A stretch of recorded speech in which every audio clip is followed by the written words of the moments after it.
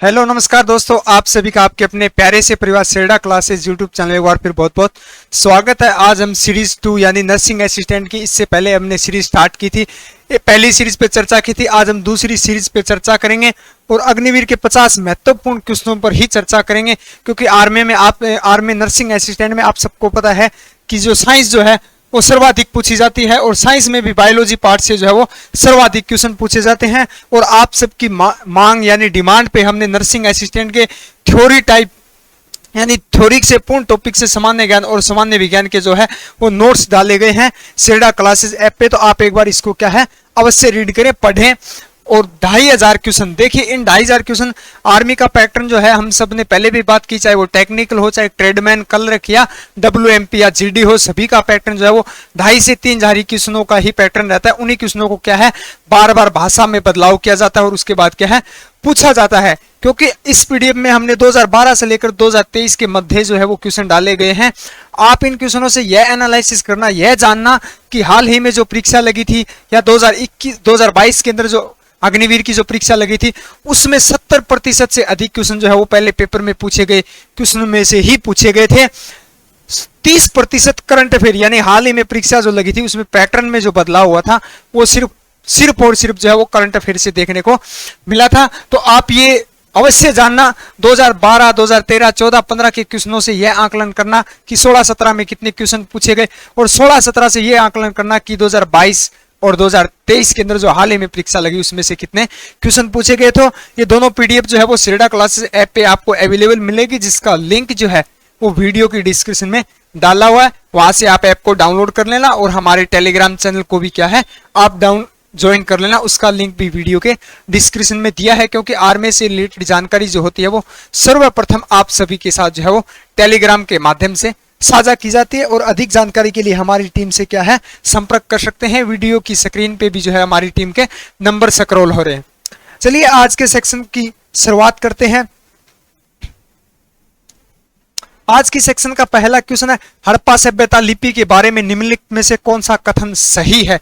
यानी कि हड़प्पा सभ्यता, सिंधु घाटी सभ्यता की हड़प्पा सभ्यता से जो है वो निम्नलिखित में से लिपि के बारे में पूछा गया है कि कौन सा कथन गलत सही है। देखिए यह लिपि दाएं से बाएं लिखी जाती थी, ये इसका राइट है। जो सिंधु घाटी सभ्यता हड़प्पा की जो लिपि थी उसमें क्या है वो दाएं से बाएं लिखी जाती, चित्रात्मक थी। ज्यादातर पूछा जाता है कि सिंधु घाटी सभ्यता की लिपि थी निम्न में से, तो ज्यादातर ये ही लिखा मिलता है भाव चित्रात्मक लिपि थी। भाव चित्रात्मक वो लिपि होती है जो आजकल हम मीडिया प्लेटफॉर्म पे यूज करते हैं, जिसको इमोजी जो बोलते हैं, यानी कि अपने भाव को प्रकट करना। और ये अभी तक क्या है समझ, यानी कि इस लिपि को, सिंधु घाटी सभ्यता लिपि को क्या है अभी तक पढ़ा नहीं गया। काफी विद्वानों ने इसको क्या है पढ़ने की कोशिश की लेकिन नाकाम रहती है। भाव चित्रात्मक लिपि थी। तीसरा, ये हड्डी और छड़ों और आभूषण पर पाई जाती है, यानी ये हड्डियों पर और छड़ों पर और आभूषण जो होते थे उन पे क्या है छपाई इसकी मिली थी। तो इसका डी ऑप्शन राइट हो जाएगा। यह सभी सबसे इंपॉर्टेंट जो रहता है वो ये रहता है, पूछा जाता है कि निम्न में से हड़प्पा सभ्यता की लिपि है तो वो कौन सी है, भाव चित्रात्मक लिपि है, जिसको अभी तक पढ़ा नहीं गया है, ये भी ध्यान रखें। चलिए अगला क्वेश्चन नंबर 2, सड़ी मछली जैसी गंध होती है, यानी सड़ी मछली जैसी गंध जो है वो किस गैस में आती है। तो इसका ए ऑप्शन राइट हो जाएगा, ओजोन गैस में आती है। किस में आती है, ओजोन गैस में क्या है ये आती है। और इसके साथ साथ ये भी देखें नाइट्रोजन जो गैस है वो वायुमंडल में सर्वाधिक पाई जाती है। इसका प्रतिशत पूछा गया था हाल ही परीक्षा में, तो 78% से अधिक, 78% जो है वो हमारे वायुमंडल में क्या है नाइट्रोजन गैस पाई जाती है। चलिए क्वेश्चन नंबर 3, डेसिबल किसे नापने के लिए प्रयोग किया जाए, यानी डेसिबल का जो है वो किसको नापने में जो है वो उसका प्रयोग किया जाता है। तो वातावरण में ध्वनि को मापने के लिए इसका क्या है उपयोग किया जाता है। ध्वनि मापने की इकाई, सबसे बड़ी इकाई पूछी जाती है, सबसे बड़ी इकाई कौन सी है, तो वो कौन सी है, डेसिबल है। चलिए अगला क्वेश्चन, जब कोई व्यक्ति चंद्रमा पर उतरता है, यानी जब कोई व्यक्ति जो है वो चंद्रमा पर जाता है, चंद्रमा पर उतरता है, तो उसके शरीर की उपस्थिति जो होती है वो इनमें से कौन सी होती है। तो ए ऑप्शन इसका क्या है राइट हो जाएगा, भार घटता है, यानी भार जो है वो घटता है तथा मात्रा में अपरिवर्तित रहता है, मात्रा नहीं घटती लेकिन क्या भार घटता है। काफी बार मान पूछा जाता है तो 1/6, यानी कि कोई व्यक्ति अगर पृथ्वी पर जो है वो 60 kg का है अगर उसको चंद्रमा पर ले जाया जाए तो उसका वजन क्या होगा, 10 केजी होगा। तो क्या है, भार घटता है, मात्रा में अपरिवर्तित, मात्रा या हम बोल सकते हैं साधारण भाषा में साइज में अपरिवर्तित रहेगा, उसमें कोई परिवर्तन नहीं होगा। चलिए क्वेश्चन नंबर 4, किस राज्य में सौराष्ट्र नर्मदा अवतरण सिंचाई योजना पूरी की गई, यानी कब, इससे पहले समय में क्या है उस योजना को क्या है शुरू किया गया, पूर्ण जो है वो इस नर्मदा अवतरण सौराष्ट्र के अंदर, ये गुजरात के अंदर स्थित है, तो इसको सिंचाई जो योजना जो है वो उसको किस राज्य में पूरी की गई है, तो गुजरात राज्य में हाल ही में इसको क्या है पूरा किया गया है। चलिए अगला क्वेश्चन, सबसे बड़ा चंद्रमा, ये हाल ही परीक्षा में पूछा गया था, सबसे बड़ा चंद्रमा कौन सा है, तो सबसे बड़ा चंद्रमा जो है वो कौन सा है, गैनीमेड है। और गैनीमेड जो है वो सबसे बड़ा क्या है, उपग्रह, सबसे बड़ा उपग्रह कौन सा है, तो वो गैनीमेड है। यह सबसे बड़ा क्या है, चंद्रमा है। और किस ग्रह का है, तो यह बृहस्पति ग्रह का सबसे बड़ा ग्रह माना जाता है। ग्रह से रिलेटेड टाइटन पूछा जाता है, टाइटन किस ग्रह का उपग्रह है, तो शनि का है, ये याद रखें। शनि ग्रह का सबसे बड़ा उपग्रह कौन सा है, तो टाइटन है। डिमोस और फिबोस ज्यादा पूछे जाते हैं। डिमोस और फिबोस किस ग्रह के उपग्रह हैं, तो दोनों जो है वो क्या है, मंगल ग्रह, मंगल ग्रह के क्या है उपग्रह हैं। ये भी याद रखें। बिना उपग्रह वाले, ये भी पूछा जाता है, बिना उपग्रह वाले दो ही ग्रह हैं, बुध और शुक्र। बुध और शुक्र दोनों एकमात्र ऐसे ग्रह जिनका अपना कोई भी अपना क्या है उपग्रह नहीं है। और शुक्र ग्रह को क्या है, भोर का तारा कहा जाता है। इससे रिलेटेड ये क्वेश्चन पूछा जाता है। और सबसे छोटा ग्रह, ये हाल ही परीक्षा में पूछा गया, तो सबसे छोटा ग्रह कौन सा है, बुध ग्रह है। और सूर्य के सबसे नजदीक भी बुध ही है, ये भी याद रखें। चलिए अगला क्वेश्चन, विश्व व्यापार संगठन की स्थापना कब की गई। देखिए विश्व व्यापार संगठन जो है उसकी स्थापना जो है वो कब की गई थी, तो 1995 में की गई थी। कब की गई थी, 1995 में की गई थी। एग्जैक्ट अगर आपसे तिथि पूछी जाए तो 1 जनवरी 1900 क्या है 95 में विश्व व्यापार संगठन की क्या की गई थी, स्थापना की गई थी। और इसका हेडक्वार्टर यानी मुख्यालय जो है वो भी याद रखेंगे, जिनेवा स्विट्जरलैंड के अंदर मुख्यालय ज्यादातर पूछा जाता है। तो विश्व व्यापार संगठन का मुख्यालय कहां स्थित है, तो जिनेवा स्विट्जरलैंड के अंदर स्थित है। और इसकी स्थापना जो है वो 1 जनवरी 1995 को की गई थी। साथ साथ जो क्वेश्चन जो आपको बताए जाते हैं उसको भी क्या है आप नोट करते रहना। चलिए अगला क्वेश्चन, E इक्वल MC की स्क्वायर जो है का नामक सूत्र की खोज किसने की थी, तो इसकी सूत्र की खोज जो है वो अल्बर्ट आइंस्टीन ने की थी। किसने की थी, अल्बर्ट आइंस्टीन ने की थी। और इसका क्या है मान पूछा जाता है, क्या पूछा जाता है, मान पूछा जाता है। ई का पूछा जाता है और सी का भी पूछा जाता है। तो इसका मान जो है वो भी क्या है याद रखेंगे, अस्तित्व गतिज ऊर्जा। ई का मान जो होता है गति ऊर्जा बोल सकते हैं, गतिज ऊर्जा। और एम का मान जो होता है वो होता है द्रव्यमान, द्रव्यमान। एम का मान क्या होता है, द्रव्यमान होता है। और सी का मान जो होता है वो क्या होता है, पदार्थ, प्रकाश, पदार्थ नहीं, प्रकाश का क्या है वेग होता है, प्रकाश का वेग, प्रकाश का वेग। सी का मतलब क्या होता है, प्रकाश का वेग होता है। एम का मतलब होता है पदार्थ का द्रव्यमान। और क्या है, पदार्थ की गति ऊर्जा। ई का मान क्या होता है, गति ऊर्जा। तो इसका जो है वो सूत्र किसने दिया था, तो अल्बर्ट आइंस्टीन ने इसका क्या है सर्वप्रथम सूत्र दिया था। चलिए अगला, जनक भी पूछा जा सकता है आपसे, तो याद रखें शरीर में झिल्ली कहां पाई जाती है, शरीर में झिल्ली जो है वो यकृत यानी लीवर के अंदर क्या है पाई जाती है। चलिए अगला क्वेश्चन, घेंगा विकार किसकी कमी से होता है। घेंगा विकार का मतलब जो होता है वो रोग होता है, घेंगा गलकंड, घेंगा या गलकंड रोग जो है वो किसकी कमी से होता है, तो आयोडीन की कमी से होता है। क्या होता है, आयोडीन की कमी से क्या है घेंगा या गलकंड रोग होता है। फिर बात आती है कि प्रभावित घेंगा या गलकंड रोग जो है वो किस अंग को प्रभावित करता है, तो गले को करता है। किसको करता है, संक्रमण किस अंग को करता है, तो गले को करता है। और गले के अंदर अगर ग्रंथि पूछी जाए, ग्रंथि, ग्रंथि भी याद रखिए, तो ग्रंथि कौन सी है, थायराइड, थायराइड ग्रंथि को क्या है प्रभावित करता है, जो गले के अंदर क्या है पाई जाती है। और इसका आकार भी कल भी हमने चर्चा की थी, आकार, इसका आकार भी पूछा जाता है। तो इसका आकार जो है वो क्या है एच नुमाकार इसका आकार होता है, जो गले में पाई जाती है, जो थायरोक्सिन हार्मोन स्रावित करती है। थायरोक्सिन हार्मोन कौन सी ग्रंथि स्रावित करती है? तो वो थायराइड ग्रंथि करती है। गलकंड या घेंगा रोग जो है वो किसकी कमी से होता है? आयोडीन की कमी से होता है और गले को प्रभावित करता है। अगर पूछा जाए ग्रंथि तो वो कौन सी? थायराइड ग्रंथि को प्रभावित करता है। और थायराइड ग्रंथि का आकार जो होता है वो एच नुमा आकार इसका क्या है? आकार होता है। चलिए अगला क्वेश्चन, क्वेश्चन नंबर 11, अन्न भंडार के साक्ष्य कहां से प्राप्त हुए? अन्न भंडार, अन्न रखने के, अनाज रखने के जो भंडार है वो सिंधु घाटी सभ्यता में वो कहां से प्राप्त हुए थे? अगर ऐसा क्वेश्चन पूछा जाए तो आप कर सकते हैं मोहनजोदड़ो से। कहां से प्राप्त हुए? मोहनजोदड़ो से। अगर आपसे पूछा जाए छोटे छोटे अन्न भंडार के साक्ष्य, छोटे अन्न भंडार के साक्ष्य कहां से प्राप्त हुए? तो आप कर सकते हैं हड़प्पा से प्राप्त हुए थे। छोटे अन्न भंडार के साक्ष्य कहां से प्राप्त हुए थे? हड़प्पा से प्राप्त हुए। अगर आपसे सीधा पूछा जाए अन्न भंडार साक्ष्य कहां से प्राप्त हुए थे, तो आप कर सकते हैं मोहनजोदड़ो से प्राप्त हुए थे। यहां से छोटे छोटे 6 अन्न भंडार क्या है? प्राप्त हुए थे। चलिए अगला क्वेश्चन, क्वेश्चन नंबर 12, पनीर बनाने में प्रयोग होने वाला किण्वन है, एंजाइम यानी किण्वन जो है वो पनीर बनाने में कौन सा एंजाइम जो है वो सहायक होता है? तो वो रेनिन एंजाइम जो क्या है वो सहायक होता है। और इसके साथ साथ बी ऑप्शन देखेंगे, पेप्सिन हार्मोन कहां से स्रावित होता है? कौन सा अंग स्रावित करता है? तो पेप्सिन जो है वो हमारे पेट से स्रावित होता है। और ट्रिप्सिन जो है वो हमारे अग्नाशय से, अग्नाशय ग्रंथि से, ये भी ध्यान रखें। और अग्नाशय जो है वो दूसरी सबसे बड़ी ग्रंथि है। दूसरी सबसे बड़ी ग्रंथि पूछी जाए तो कौन सी है? अग्नाशय। और सबसे बड़ी ग्रंथि कौन सी है? तो यकृत, जिसको लीवर बोलते हैं। चलिए अगला क्वेश्चन, क्वेश्चन नंबर 13, प्राकृतिक सर्वदा मुक्त अवस्था में पाई जाने वाली धातु कौन है? प्राकृतिक, हमारी प्रकृति जो है उसके अंदर क्या है? सदैव जो है वो सदैव मुक्त अवस्था में पाई जाने वाली धातु कौन सी है? तो कौन सी है? सोना है। कौन सी धातु है? सोना धातु है, जिसका संकेत पूछा जाता है, काफी बार पूछा गया है। एयू इसका संकेत होता है। सोने से 2-3 प्रकार से क्वेश्चन पूछे। एक तन्य धातु, सर्वाधिक तन्य धातु कौन सी होती है? तो वो कौन सी होती है? सोना होती है। आघात वर्धनीय,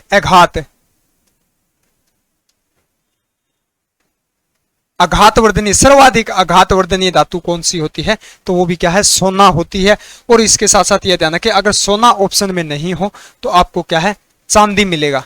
अगर दिया हो, क्वेश्चन पूछा जाए कि सर्वाधिक आघातवर्धनीय निम्न में से धातु है, ऑप्शन सोना, चांदी, प्लेटिनम, इनमें से कोई नहीं दिया हो, 4 नंबर ऑप्शन, तो आप राइट करना इनमें से कोई नहीं। अगर इनमें से कोई नहीं दिया हो तो आप चांदी टिक कर सकते हैं, क्योंकि इसके बाद जो है वो सर्वाधिक आघातवर्धनीय धातु जो है वो चांदी होती है। चलिए अगला क्वेश्चन, जल में तैरना न्यूटन की गति के किस नियम का कारण संभव है? यानी किस गति के नियम के किस नियम पर आधारित है जल में तैरना? तो गति का कौन सा नियम होता है? तीसरा नियम होता है, जिसको क्रिया प्रतिक्रिया को बोला जाता है। पानी को पीछे की ओर धकेला जाता है और व्यक्ति आगे की ओर क्या है? गमन करता है। रॉकेट लॉन्चिंग, रॉकेट को जब लॉन्च किया जाता है तो वो भी क्या है? क्रिया प्रतिक्रिया नियम के पर क्या है? आधारित है। तो गति के कौन से? तीसरे नियम पर आधारित है। और गति का दूसरा नियम जो होता है वो संवेग का नियम बोला जाता है। ये भी याद रखें, संवेग का नियम बोला जाता है। और प्रथम नियम हाल ही में पूछा गया था, जीडी में पूछा गया था, जड़त्व का नियम किसे कहा जाता है? बल की परिभाषित करने वाला नियम कौन सा है? तो गति का प्रथम नियम होता है, जिसको क्या है? जड़त्व का नियम बोला जाता है। चलिए अगला क्वेश्चन, 23.5 डिग्री दक्षिणी अक्षांश को किस रूप में जाना जाता है? देखिए हमारे गोलार्ध पे जो है वो ज्यादातर 2 ही रेखा पूछी जाती है, 23.5 डिग्री। इससे देखिए 23.5 डिग्री जो है वो दक्षिणी पे पूछा गया है, तो ये 23.5 डिग्री। उत्तरी भी पूछा जाता है। 23.5 डिग्री अगर दक्षिणी पूछा जाए तो वो कौन सी होती है? मकर रेखा, मकर रेखा। अगर आपसे पूछा जाए 23.5 डिग्री उत्तरी अक्षांश पे कौन सी रेखा होती है? तो ये कर्क रेखा होती है। कौन सी रेखा होती है? कर्क रेखा। दोनों ही क्या है? याद रखेंगे। चलिए अगला क्वेश्चन, जेनेटिक कोड की खोज किसने की थी? जेनेटिक कोड की खोज जो है वो किसने की थी? जेनेटिक कोड की खोज जो है वो किसने की थी? हरिगोविंद खुराना ने क्या है? इसकी क्या है? खोज की थी। आनुवांशिकता का क्या है? पता लगाने के लिए इसका प्रयोग किया जाता है। चलिए अगला क्वेश्चन, उत्तरी अमेरिका में शीतोष्ण घास मैदान को क्या कहा जाता है? ये भी हाल ही में पूछा गया था। तो क्या कहा जाता है? पेरियर घास कहा जाता है। उत्तरी अमेरिका के अंदर जो है वो शीतोष्ण मैदान के जो घास जो होते हैं उसको क्या कहा जाता है, तो पेरियार कहा जाता है।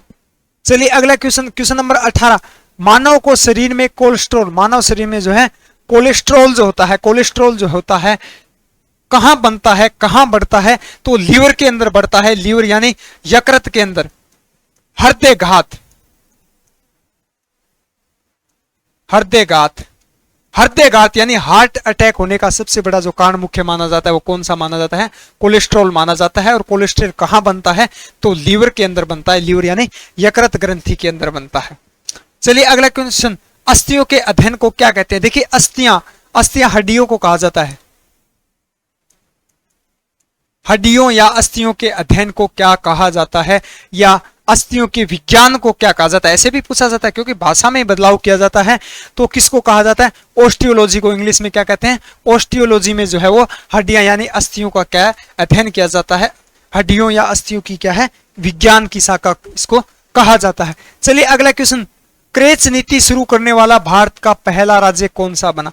क्रेच नीति जो है वो हाल ही में शुरुआत की गई है, पहला राज्य कौन सा बना था, तो इसका बी ऑप्शन राइट हो जाएगा, हरियाणा राज्य बना था। ये जो मजदूर महिला है, मजदूर महिला जो है उनके बच्चों को क्या है पालन के लिए इसे डे केयर के रूप में क्या है उसको क्या है सहायता प्रदान की जाएगी। तो क्रेच नीति की शुरुआत जो है वो सर्वप्रथम हरियाणा राज्य में की गई थी, और ये क्या है ये भी ध्यान रखें जुलाई माह के अंदर इसकी क्या है शुरुआत की गई थी। चलिए अगला क्वेश्चन, ध्वनि की पिच का निर्धारण होता है, ध्वनि की तारवता जो होती है, तारवता पिच जिसको बोला जाता है, उसका निर्धारण जो है वो आवृत्ति पे किया जाता है। किस पे होता है, आवृत्ति पे क्या है उसका क्या है निर्धारण होता है।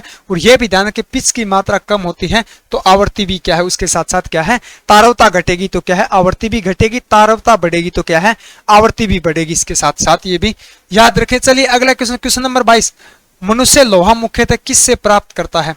देखिए मनुष्य लोहा जो है पनीर, देखिए ए ऑप्शन, पनीर से हमें क्या मिलता है प्रोटीन, क्या मिलता है प्रोटीन मिलता है। बी पालक से हमें सर्वाधिक क्या है प्रोटीन, ये सॉरी लोहा क्या है आयरन जो है वो क्या है उसके प्राप्त होता है। और हमारे हीमोग्लोबिन में जो है वो सर्वाधिक मात्रा जो होती है वो किसकी आयरन की होती है। और मछली से हमें प्रोटीन भी मिलता है, लेकिन मछली के तेल से ज्यादातर विटामिन पूछा जाता है, तो कौन सा विटामिन, विटामिन डी प्राप्त होता है। और गाजर जो मुख्यतः से क्या प्राप्त होता है, तो विटामिन ए प्राप्त होता है। विटामिन ए का मुख्य स्रोत कौन सा होता है, गाजर होता है। और विटामिन डी का मुख्य स्रोत क्या होता है, तो वो क्या है सूर्य की ऊर्जा होती है, जिससे हमें सर्वाधिक क्या है विटामिन डी प्राप्त होता है। चलिए अगला क्वेश्चन, निम्न में से हाथ की हड्डी है। देखिए फीमर जो है आप सबको पता है सबसे बड़ी हड्डी होती है, कहाँ पाई जाती है, तो ये जांघ के अंदर पाई जाती है, यानी पैर की जो सबसे बड़ी हड्डी जो होती है वो कौन सी हमारे शरीर की फीमर हड्डी होती है। और स्टेपिस जो है वो सबसे क्या है छोटी हड्डी है। अगर पूछा जाए शरीर की सबसे छोटी हड्डी कौन सी है, तो कौन सी स्टेपिस हड्डी है। और कहाँ पाई जाती है, तो ये कान के अंदर पाई जाती है। और सबसे बड़ी हड्डी फीमर जो होती है वो जांघ के अंदर पाई जाती है। और कार्पल जो हड्डी होती है ये क्या है हमारे हाथ की हड्डी है, हाथ में पाई जाती है। चलिए अगला क्वेश्चन, पृथ्वीराज रासो के लेखक कौन है। देखिए पृथ्वीराज रासो जो है वो पृथ्वीराज चौहान की क्या है जीवनी का विवरण किया गया है, तो इसके लेखक जो है वो कौन है चंद्र बरदाई द्वारा इस पुस्तक को क्या है लिखा गया था। चलिए अगला क्वेश्चन, 2011 की जनगणना के अनुसार सबसे कम लिंगानुपात किस राज्य का। हाल ही में जो परीक्षा लगी थी उसमें सिंधु घाटी सभ्यता और 2011 की जनगणना से प्रत्येक क्वेश्चन को 2 से 3 बार क्या है रिपीट किया गया था। तो ये अच्छे से रीड कर लेना, जिनका आगामी समय में एग्जाम है, 10 सितंबर को भी डेट आई हुई है एग्जाम की। 2011 की जनगणना के अनुसार सबसे कम लिंगानुपात जो है वो किस राज्य का है, तो हरियाणा राज्य का। और सर्वाधिक जो है वो कौन सा है, सर्वाधिक तो वो कौन सा है केरल राज्य का। सर्वाधिक किस राज्य का है, तो वो केरल राज्य का। चलिए अगला क्वेश्चन, विद्युत धारा मापक यंत्र। देखिए विद्युत धारा मापक और एक विद्युत प्रतिरोध मापक दोनों पूछे जाते हैं। तो विद्युत धारा मापक यंत्र कौन सा होता है, एमीटर होता है। और विद्युत प्रतिरोधक प्रतिरोध, विद्युत प्रतिरोध जो है वो वोल्ट मीटर से मापा जाता है। और बैरोमीटर से जो है वो क्या है वायुमंडलीय दाब को मापा जाता है। चलिए अगला क्वेश्चन, क्वेश्चन नंबर 27, पीलिया रोग किस अंग को प्रभावित करता है। पीलिया रोग जो है वो किस अंग को प्रभावित करता है, तो यकृत को करता है सर्वाधिक, यकृत या लीवर आपको ऑप्शन में मिलेगा। और आंत को जो है, आंत को भी याद रखें, हेजा, हेजा जो रोग है वो क्या है सर्वाधिक आंत को प्रभावित करता है। और आंख को जो है वो कलर ब्लाइंड या निकट दृष्टि दोष या दूरदृष्टि दोष, या हम बोल सकते हैं काला मोतिया जो रोग होता है, वो सभी रोग जो है वो क्या है, आंख को प्रभावित करते हैं। चलिए अगला क्वेश्चन, छोटा इमामबाड़ा कहाँ स्थित है? जीके से बस जीके से बिल्कुल छोटे छोटे क्वेश्चन ही क्या है नर्सिंग असिस्टेंट में पूछा जाता है। तो छोटा इमामबाड़ा जो है वो कहाँ स्थित है? तो उत्तर प्रदेश में स्थित है। और इसके साथ साथ ये भी याद रखेंगे, बड़ा इमामबाड़ा कहाँ स्थित है? तो वो भी क्या है, उत्तर प्रदेश में है।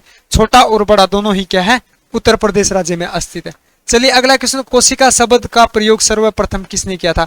कोशिका शब्द का प्रयोग जो है वो सर्वप्रथम किसके द्वारा किया गया था? तो कोशिका शब्द या कोशिका को इंग्लिश में क्या कहते हैं? सेल। सेल का प्रयोग हो सकता है आपको इंग्लिश में दिया हो, और आप जब भी पेपर को सोल्व करो तो आप इंग्लिश में जो वर्ड होते हैं उनको भी क्या है एक बार स्टडी करें। हो सकता है आपने उस क्वेश्चन को इंग्लिश के वर्ड से ही पढ़ा हो और उसमें हिंदी में क्या है आपको कंफ्यूजन हो, असमझ हो, तो इसलिए दोनों भाषा में एक बार क्या है क्वेश्चन को अवश्य रीड करें। चलिए कोशिका शब्द का प्रयोग सर्वप्रथम किसने किया था? तो रॉबर्ट हुक ने किया था। और ये भी याद रखेंगे कब किया था? 1665 में। ये भी क्या है पूछा गया क्वेश्चन है, जीडी के अंदर पूछा गया था। चलिए अगला क्वेश्चन, क्वेश्चन नंबर 30, Mg किसका संकेत होता है? संकेत भी पूछा जाता है, सोने का, चांदी का, लोहे का, कॉपर का, इन सब का पूछा जाता है। तो Mg जो है वो किसका होता है? मैग्नीशियम का होता है। किसका होता है? मैग्नीशियम का होता है। और कैल्शियम का भी नोट करेंगे, Ca होता है। और जिंक का भी याद रखेंगे क्या होता है? Zn होता है। और लोहे का भी याद रखेंगे क्या होता है? Fe होता है। और चांदी का जो है वो क्या होता है? Ag होता है। और सोने का जो है वो क्या होता है? Au होता है। याद रखेंगे क्या है? Au होता है। चलिए अगला क्वेश्चन, क्वेश्चन नंबर 31, एशियाई खेलों में स्वर्ण पदक यानी गोल्ड मेडल विजेता को राशि दी जाती है। यानी एशियाई खेलों में जो है वो गोल्ड मेडल जीतने वाले को कितनी राशि, पदक, पुरस्कार, राशि या पुरस्कार जो दिया जाता है वो कितना होता है? 50 लाख की राशि दी जाती है। और ओलंपिक खेल में भी याद रखेंगे 7 करोड़। स्वर्ण पदक विजेता को कितना दिया जाता है? 7 करोड़ की राशि दी जाती है। चलिए अगला क्वेश्चन, लकड़ी का जलना परिवर्तन है। देखिए परिवर्तन से रिलेटेड भी सबसे ज्यादा क्वेश्चन पूछे गए थे। तो लकड़ी का जलना जो है वो रासायनिक परिवर्तन होता है। रासायनिक परिवर्तन वो होता है, कोई भी पदार्थ होता है उसको उसी अवस्था में दोबारा परिवर्तन नहीं किया जाता। अगर हम लकड़ी को जलाते हैं तो क्या बनता है? कोयला। क्या कोयला से हम दोबारा परिवर्तन कर सकते हैं लकड़ी में? नहीं कर सकते। और भौतिक परिवर्तन वो होते हैं जैसे पानी से बर्फ बना, पानी से बर्फ में परिवर्तन करते हैं और बर्फ से हम क्या है उसको वापस पानी में परिवर्तन कर सकते हैं, तो उसको क्या बोलते हैं? भौतिक परिवर्तन बोलते हैं। तो इसके काफी उदाहरण पूछे जाते हैं रासायनिक। कागज का फटना या कागज का क्या है? जलाना। मोमबत्ती का जलना, मोमबत्ती का क्या है? जलना क्या है? रासायनिक परिवर्तन है। मोम का पिघलना भौतिक परिवर्तन है। चलिए अगला क्वेश्चन, प्रोटीन के निर्माण में कितने प्रकार के अमीनो अम्ल होते हैं? यानी कितने प्रकार के अमीनो अम्ल बनकर क्या है प्रोटीन का निर्माण होता है? तो 20 प्रकार के क्या है अमीनो अम्ल से बनकर क्या है प्रोटीन का निर्माण होता है। प्रोटीन का निर्माण में सर्वाधिक आवश्यक जो होते हैं वो कौन होते हैं? अमीनो अम्ल होते हैं। ये भी याद रखें। चलिए अगला क्वेश्चन, क्वेश्चन नंबर 34, कोशिका का ऊर्जा गृह किसे कहा जाता है? देखिए कोशिका यानी सेल का जो है वो पावर हाउस, इंग्लिश में बोला जाता है सेल का पावर हाउस किसे कहा जाता है? Power house. पावर हाउस या बिजली ग्रह, बिजली ग्रह ऐसे पूछा जाता है। तीन चार प्रकार से पूछा जाता है। तो कौन सा है? तो माइटोकॉन्ड्रिया को कहा जाता है सेल का पावर हाउस, या कोशिका का पावर हाउस, या कोशिका का क्या है ऊर्जा ग्रह किसे कहा जाता है? जो ऊर्जा जो है वो इसमें भोजन से हमें क्या है एटीपी के रूप में ग्रहण होती है। किसके रूप में ग्रहण होती है? तो एटीपी के रूप में क्या है ग्रहण होती है। चलिए अगला क्वेश्चन, क्वेश्चन नंबर 35, मधुशाला के रचयिता यानी मधुशाला पुस्तक जो है, मधुशाला पुस्तक के रचयिता कौन है? तो इसका डी ऑप्शन राइट हो जाएगा। हरिवंश राय बच्चन जो है वो उनकी क्या है मधुशाला के क्या है रचयिता है। चलिए अगला क्वेश्चन, क्वेश्चन नंबर 36, टमाटर के लाल रंग का कारण होता है? हाल ही परीक्षा में पूछा गया था, दूध का पीला रंग या दूध का सफेद रंग किसके कारण होता है? तो उस पर भी चर्चा करेंगे। टमाटर का लाल रंग जो है वो लाइकोपिन के कारण होता है। लाइकोपिन के कारण क्या है टमाटर का लाल रंग होता है। और दूध का जो है सफेद रंग किसके कारण होता है? केसिन प्रोटीन के कारण। और पीला रंग पूछा जाए या गाय का दूध पीला रंग, या गाय का दूध पीला क्यों होता है? तो कैरोटीन नामक प्रोटीन से होता है। और केसिन नामक प्रोटीन से क्या है दूध का रंग सफेद होता है, ये भी याद रखें। चलिए अगला क्वेश्चन, आंख में बाहर से पड़ने वाले प्रकाश को नियंत्रित करता है, यानी आंख से जो डायरेक्ट जो प्रकाश जो आता है उसको आंख में क्या है हानि होने से क्या है उसको नियंत्रित करता है या रोकता है। तो कौन सा रोकता है? तो हमारे आंख की आइरिस जो होती है वो प्रकाश को क्या है बाहर से आने वाले प्रकाश को क्या है नियंत्रित करता है।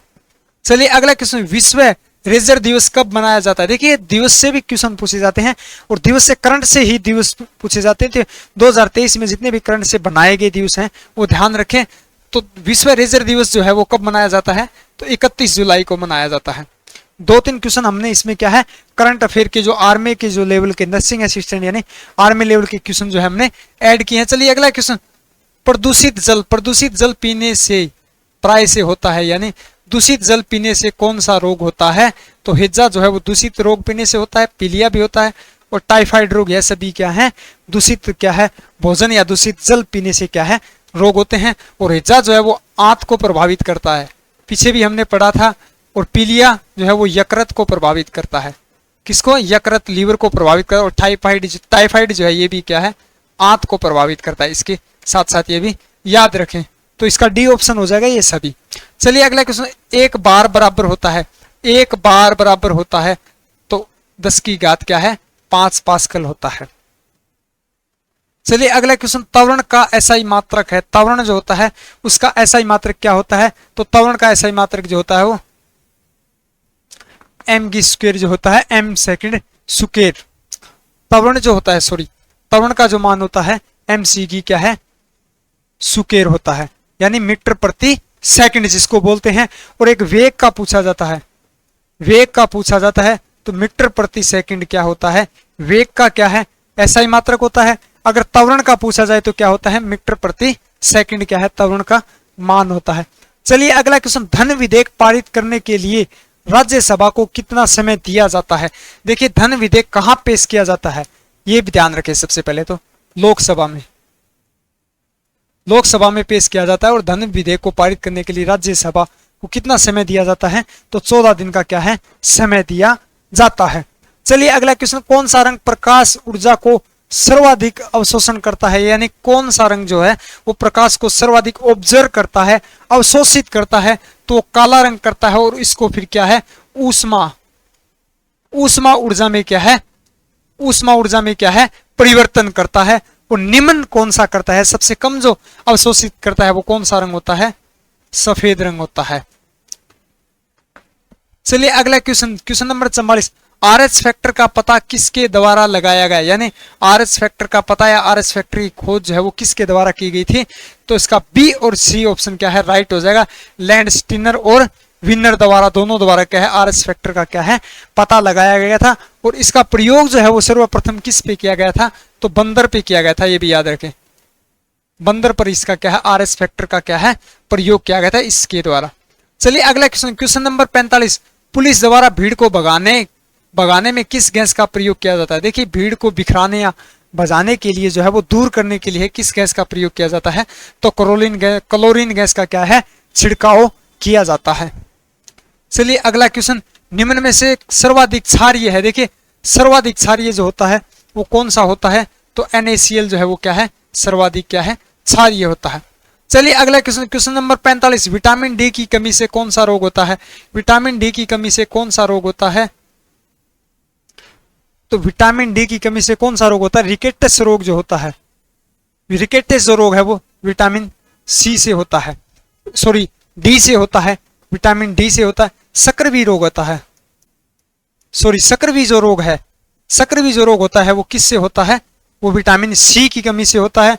और विटामिन डी की कमी से कौन सा होता है? रिकेटस होता है। और बेरी जो रोग होता है वो किससे होता है? विटामिन बी की कमी से होता है। और नपुंसकता जो है या जनन शक्ति का कम होना तो वो विटामिन ए की कमी से होता है। और के का भी पूछा जाता है, रक्त का हमारे शरीर में थक्का बनने में सहायक कौन सी होती है? तो विटामिन के होती है। और रतौंधी रोग जो है वो किस विटामिन की कमी से होता है? तो वो विटामिन ए की कमी से होता है। चलिए अगला क्वेश्चन नंबर 48, भारत का सबसे सर्वोच्च सम्मान पुरस्कार, सबसे बड़ा सर्वोच्च सम्मान पुरस्कार कौन सा होता है? तो वो कौन सा है? भारत रत्न। कौन सा होता है? भारत रत्न।